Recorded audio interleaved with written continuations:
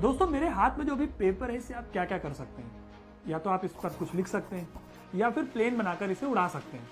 लेकिन अगर मैं आपसे कहूं कि एक पेपर से एक देश की सरकार गिर सकती है तो क्या आप यकीन करेंगे।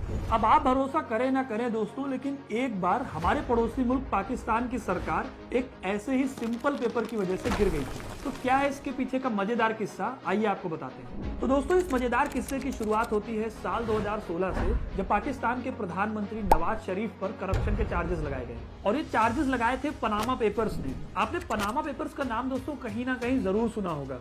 ये वही पनामा पेपर्स हैं जिसने साल 2016 में दुनिया भर के लीडर्स और सेलिब्रिटीज के कच्चे चिट्ठे खोल के रख दिए थे। इस पेपर लीक केस में करीब 11 मिलियन पेपर्स को पब्लिक किया गया था, जिसमें रशियन प्रेसिडेंट पुतिन से लेकर अमिताभ बच्चन, ऐश्वर्या राय बच्चन और गौतम अडानी तक का नाम शामिल था। साल 2016 में इन पेपर्स ने काफी तहलका मचाया था। वैसे तो नवाज शरीफ का नाम इस केस में नहीं आया था, लेकिन उनके 3 बच्चों पर आरोप लगाए गए थे। इन बच्चों के नाम थे हसन नवाज, हुसैन नवाज और मरियम नवाज। इन तीनों में सबसे बड़ा नाम था मरियम नवाज का, जिन्हें इस केस का मास्टरमाइंड माना जा रहा था। और अगर आपको इस केस की सच्चाई बताएं दोस्तों, तो पनामा पेपर्स में यह बात सामने निकल कर आई कि नवाज शरीफ के बच्चों ने अपने ऑफशोर अकाउंट में जितनी प्रॉपर्टी दिखाई थी, असल में उनके पास उससे कहीं ज्यादा प्रॉपर्टी थी। जिस समय पेपर्स लीक हुए उस समय पाकिस्तान के पीएम थे नवाज शरीफ, और जाहिर सी बात है कि नवाज शरीफ को लेकर पूरे देश भर में प्रोटेस्ट होने लगे थे। अब इस बीच ये मामला पहुंचा पाकिस्तान की सुप्रीम कोर्ट में, जहां पर सुप्रीम कोर्ट ने एक जॉइंट कमीशन बिठाया जो इस मामले की जांच करने वाला था। दूसरी तरफ नवाज शरीफ और उनकी बेटी ये क्लेम कर रहे थे कि उन्होंने कोई भी इलीगल काम नहीं किया है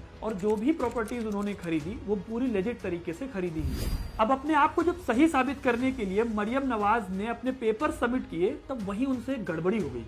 एक ट्रस्ट डीड की कॉपी सबमिट करते हुए उन्होंने क्लेम किया कि ये प्रॉपर्टी उन्होंने साल 2006 में खरीदी थी। असल में जॉइंट फैमिली ने पाया कि इस डॉक्यूमेंट में जो फॉन्ट यूज हुआ है, असल में वो साल 2006 में आया ही नहीं था।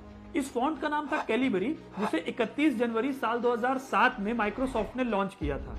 यानी कि जो पेपर मरियम ने सबमिट किए, असल में उन्हीं की गले की हड्डी बन गया। और जॉइंट कमेटी ने इसी एक फॉन्ट के बेसिस पर यह कहा कि मरियम की ये रिपोर्ट फेक है। लेकिन मरियम जॉइंट कमेटी की इस फाइंडिंग से एग्री नहीं कर रही थी। उन्होंने कोरा का एक स्क्रीनशॉट शेयर करते हुए बताया कि साल 2004 से ही इस फॉन्ट का लिमिटेड एडिशन में यूज हो रहा था। उनके इस क्लेम को टेस्ट करने के लिए पाकिस्तान के द डॉन अखबार ने इस फॉन्ट को बनाने वाली कंपनी से बात की।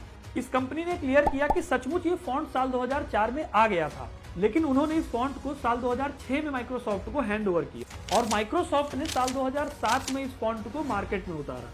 यानी कि इस कैलिबरी फॉन्ट का मरियम के उस डॉक्यूमेंट में होना लगभग इम्पॉसिबल था।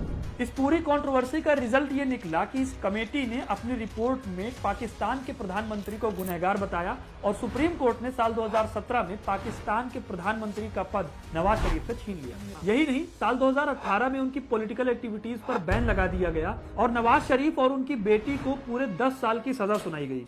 आज नवाज पाकिस्तान में सलाखों की सजा काट रहे हैं, लेकिन फिलहाल वो लंदन में है और अपना इलाज करा रहे हैं। लेकिन इस एक केस ने पाकिस्तान में उनका वजूद लगभग खत्म कर दिया है। दोस्तों ये केस इन्वेस्टिगेटिव जर्नलिज्म का एक लैंडमार्क केस था, जिसमें एक देश का प्रधानमंत्री एक पेपर की वजह से पावर खो देता है। पनामा पेपर लीक्स में और भी बड़े बड़े नाम सामने आए थे, लेकिन उन पर कोई डिटेल्ड इन्वेस्टिगेशन नहीं हुई।